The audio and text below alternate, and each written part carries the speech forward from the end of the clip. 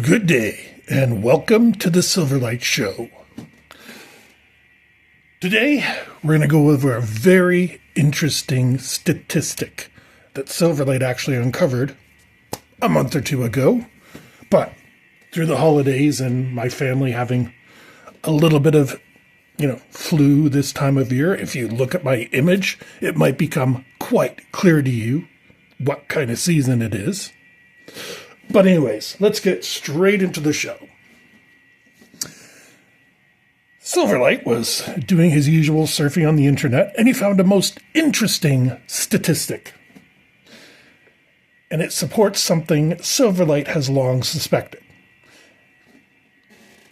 I have long posited there is a huge pocket of female gamers out there, mostly because if you go through the servers on any game system, or if you look at the sales, the numbers don't add up.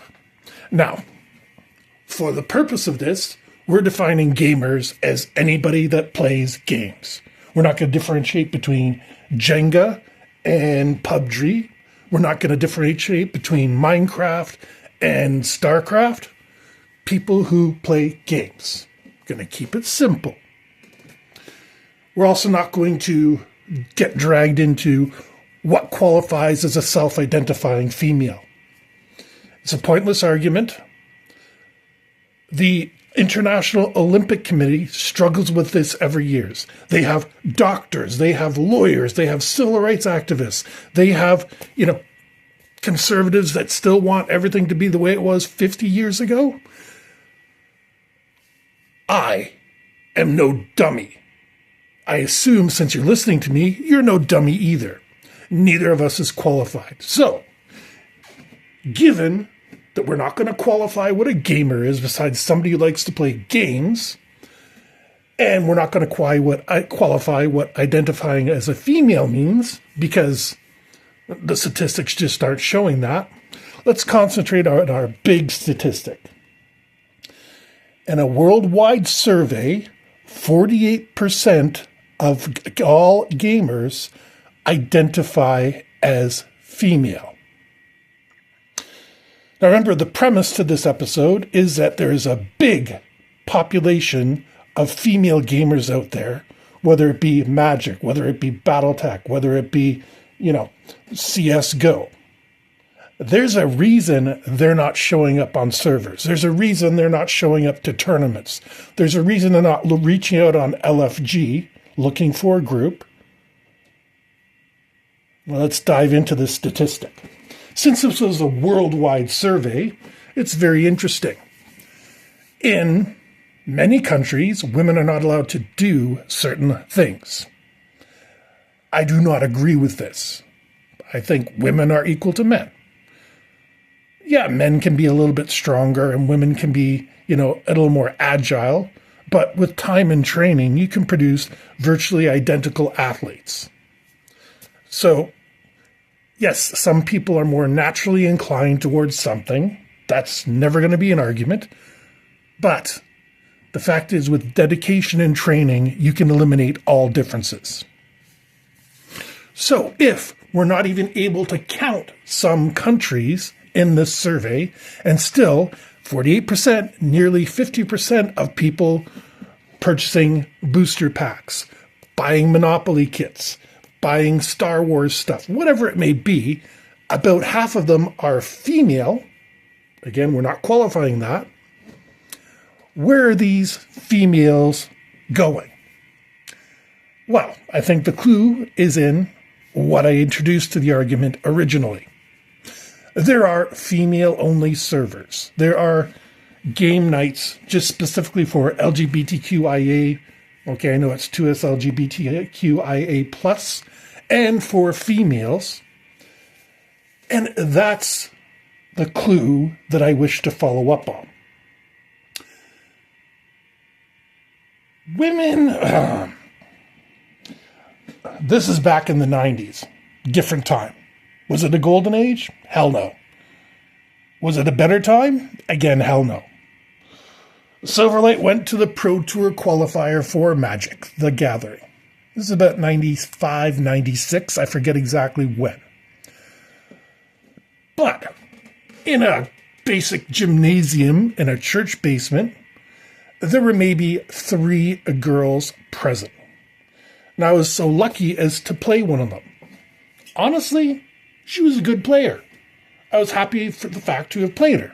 I just happened to be playing an anti-meta deck, and I stomped her. But I was courteous. I'm my usual self with everybody. I'll let you take back moves. I'll let you rethink something. I got no problem with it. If you're going to play, I want you to play me at your best. So there's no excuses. I beat you when you're at your best. That's just the Silverlight seal of approval. When I got done playing with her, and the tournament started at like 9 o'clock. This was about 1 o'clock, so we're ending the round robins. I had one more to go, I believe. And I was just treating her like anybody else. Yep, your turn. Oh, you're from wherever? Oh, that's cool. I've never been there. What's it like? Blah, blah, nothing. And at the end, I forget whether I got her in 2 or 3 matches. It doesn't matter. At the end, she thanked me. Not just a good game thank you. She said, "Thank you for treating me like a person." I was still younger back then. Mid-20s, to be honest. And I was stunned. This girl was moderately attractive. She's not going to win any beauty awards, but you wouldn't be ashamed to be seen in public with her. But I was the only one who had treated her like a gamer and a fellow human being.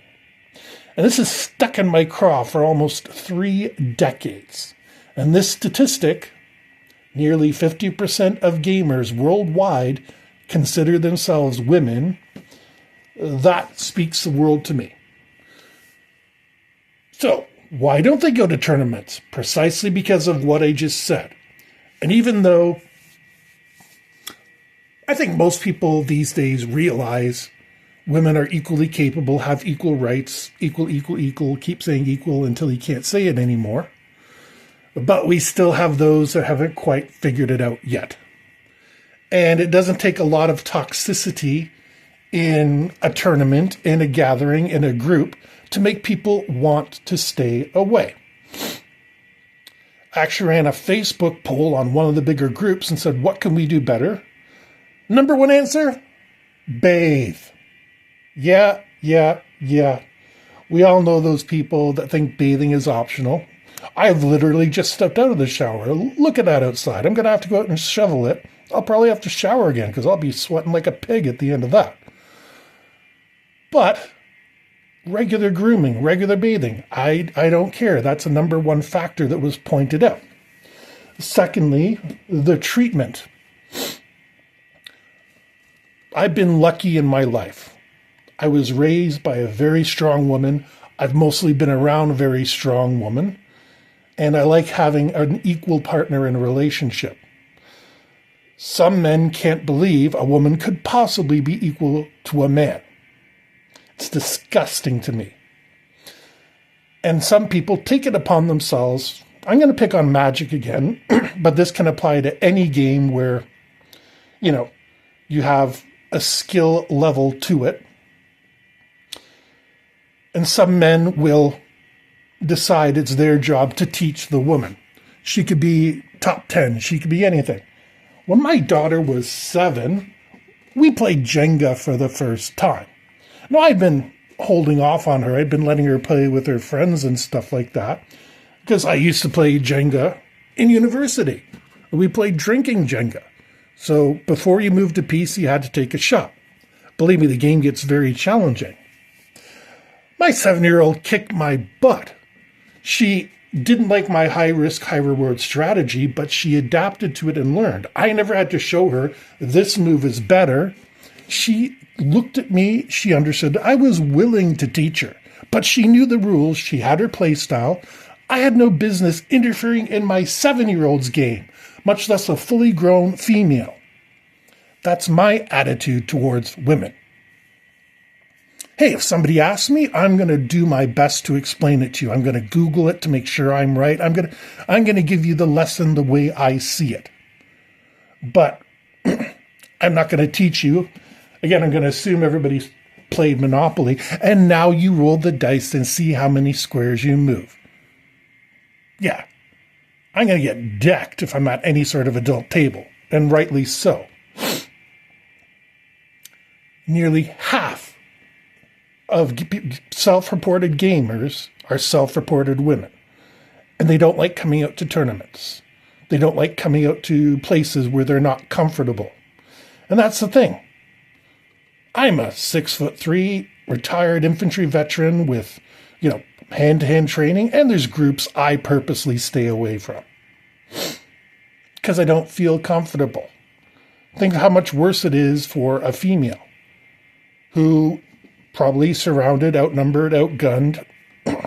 It's not a very good place to be, and it doesn't give you a good feeling. Where if you have a couple friends or sisters, whatever, that like playing a game, or you log on to a PUBG server or CSGO or whatever you choose to amuse, you can say, I'm only going to play with Cindy, Mandy, and Tylesia, because that gives us a foursome or whatever kind of group size you need, and we can talk to each other. I very rarely see in the gathering rooms any females with their mics turned on, and I tend to turn mine off too. There's a lot of very immature chat going on, and as a 50-something man, the fact that it makes me feel uncomfortable, that should tell you something right there. So, if you're a gaming company or a gamer yourself, what's the secret to finding out more about these hidden groups of women gamers? Well, A, be presentable. I don't care if you're in a t-shirt and jeans, whether you're in a suit, just make sure it's not the suit you've had on for 3 or 4 days and wrinkled all to hell.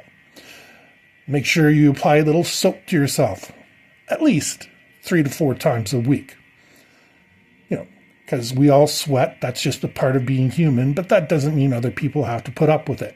This isn't the Middle Ages. This is, 2026. And it's but proper that we treat each other with respect. And thirdly, and the most important, like I just said, treating each other with respect. Whether the person's learning the game or is a past veteran or something, don't offer advice unless you're asked for it. Or unless you're like a grand champion or something and you're saying, hey, I see this in your game, fix it. Don't talk them through the steps. And if they don't ask, assume they know what they're doing. Assuming other people are intelligent makes the world a lot better place. Assuming other people are competent makes the world a lot better place. Silverlight is a nihilist at heart. I know in 100 years, nothing I do is realistically going to make a difference. Not this talk show, not my books, probably not even my family. But the one thing I do know is that I can make a difference here and now. And just by being intelligent, understanding, and willing to accept people as they are, that's all it takes to make things better in the here and now. So, 50% of self-identified gamers worldwide self-identify as female. Try to find those pockets, not in a weird stalkerish manner. Don't start going up to random women and, hey, where do you have your secret games? No. But listen, pay attention. If you meet somebody new and they happen to share a hobby with you and you never see them at any of the local events, you probably got somebody with their own group. And if you listen, like Silverlight has been for the past 30 years, you'll know they're out there. They don't need me. If they did, they'd invite me. But that's the thing. I'm respecting their choice. They feel more comfortable. I'm not a particularly threatening guy, but they feel comfortable and they have that right. So, thank you for tuning into the Silverlight Show. We're bringing everything back because the Super Bowl halftime show is coming up. The annual extravaganza. Haven't missed one in a couple years. I ain't going to miss this one. And I'm kind of curious because this guy looks a heck of a lot more talented than the last year's offering. Not trying to disparage last year's, but it's just not. It did not fit the stadium style, in my opinion. So thank you all. Like and subscribe like everybody asks you. If you haven't already, and we hope you have a fantastic day.